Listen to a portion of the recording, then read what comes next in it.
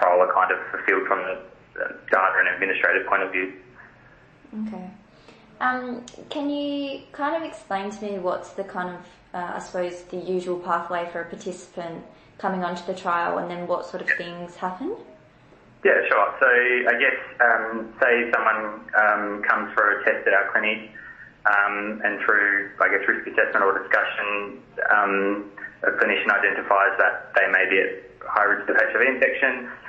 They may be discuss PrEP and what PrEP is, or more generally, and if they are, and I guess given the option if they'd like to try PrEP or enroll in the PrEP trial that they can, they may do that at that appointment or a subsequent appointment. So that, I guess, forms their baseline, and the participants are given like one bottle of medication, which is like a month's supply. There's some baseline testings done. They then attend in a month before they run out of medication. They have small blood testing, so HIV test and renal function, given 2 bottles of medication, and then they come out at 3 months after they've started. And when they hit that 3-month mark, they have the same testing that they had at baseline, so it's the usual STI screen as well as HIV test and renal function. Obviously, at each point, we're assessing whether they're still eligible or if anything's changed in terms of their risk behaviour as well. And if that's all going fine, then they, and they're still at risk, then they can continue on with 3 bottles after that. And that's been like what we call like a quarterly review. So each patient's tested for HIV each 3 months. After that initial period, they have an STI screen. They're assessed to be whether they're still eligible for the trial, and then they're dispensed medication if they are. Okay. Yeah. Right. And what's the sort of paperwork that you've mentioned that you guys need to keep on top of? So we have in enrolment, participants are enrolled on an online platform. Yeah. And so that takes some time to go through. And then we have some logs that we keep. So we have a participant log. So every participant that we enroll is kept in an Excel spreadsheet. We have a drug dispensing log as well. So every time we dispense medication, we have to, it's like an MS Access program. We have to enter into the participant's individual file for that. If we need more drug, we need to order it from the study sponsors, and then we have to sign the drug in to the clinic. And then also every time we remove, I guess, drug from the cover that it's kept in, we have to sign out that as well. Yeah.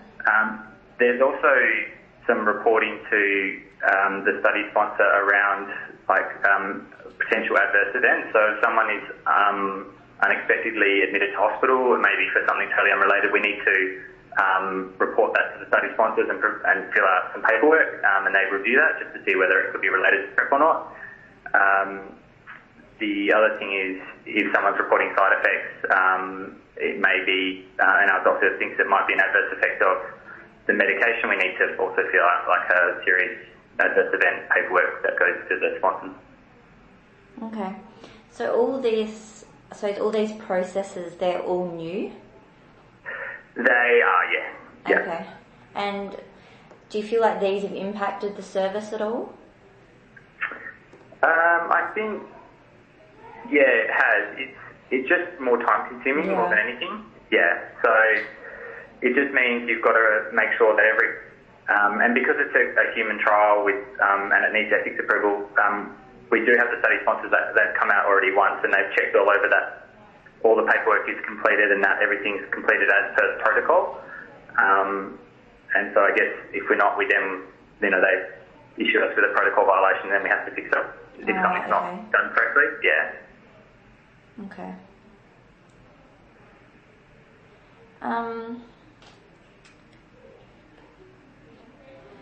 Do you feel like there's been any changes in the way that your regular services have been delivered since the trial has come into place? I think we've still been able to maintain like a good amount of STIs, like general STI screening for people who have, been coming to our clinic for a long time. Yeah. I just think it's been more difficult to get maybe an appointment as quick. So maybe people would call up and maybe wait a week or be able to get an appointment within a week. Now they're having to wait 2 to 3 weeks. So it's just placed an increased demand on the capacity of the clinic. Yeah. We've still been able to provide all the other services that we usually do. So we still run doctor clinics who see symptomatic patients. We, still providing vaccinations. Still running a drug and alcohol clinic in partnership with a drug and alcohol sector partner. So nothing's really changed. It's just been less of what we generally do and more prep. Yeah, okay. Is the STI clinic, is that open every day or just certain times, or? Our clinic? Yeah. Yeah, so we're open Monday to Friday, and then on Wednesday and Thursdays we run what we call an evening clinic. So we start around midday and stay open until about 8:30. Yeah, okay. And just to cater for people who are working business hours so they can have an opportunity to come after work. I was going to ask whether, obviously, increasing more clinic time, but it sounds like you have quite a lot anyway. It would help. I think as well then there's, we've got funding restraints in terms of being able to employ more people or to, for our current staff to work longer hours. Yeah, of course. Yeah. Do you have any regional or remote participants in the trial at all? We do.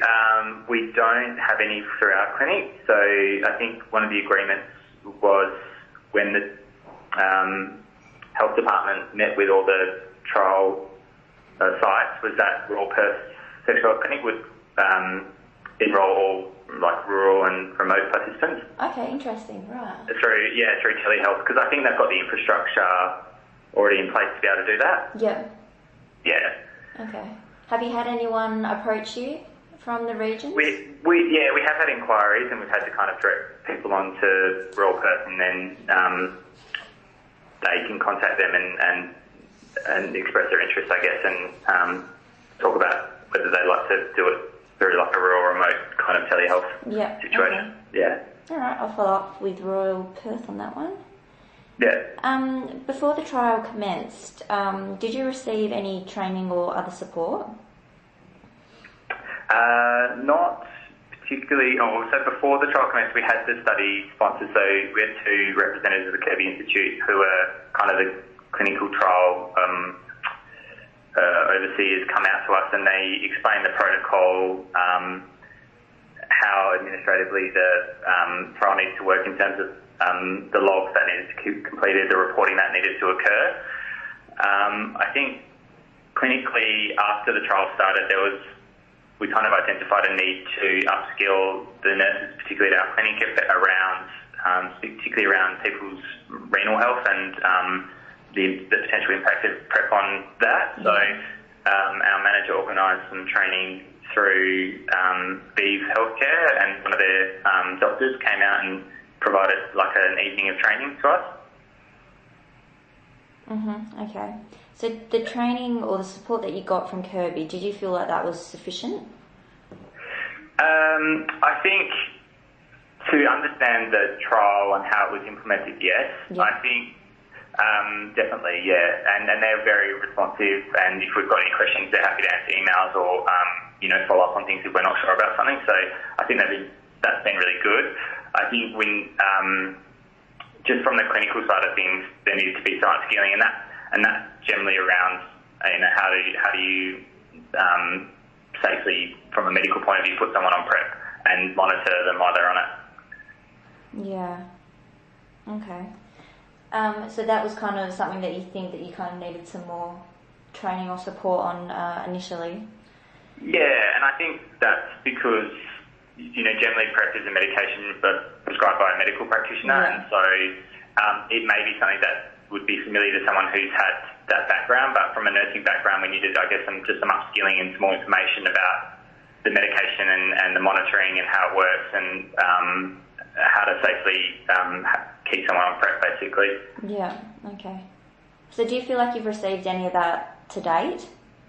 Yeah, so I think we had that training I mentioned, and that was really important kind of in, I guess, just helping us feel confident about work that we're doing. And I guess we've had some informal information provided by our principal investigator. So we have a meeting every Monday with him what we call like a clinical governance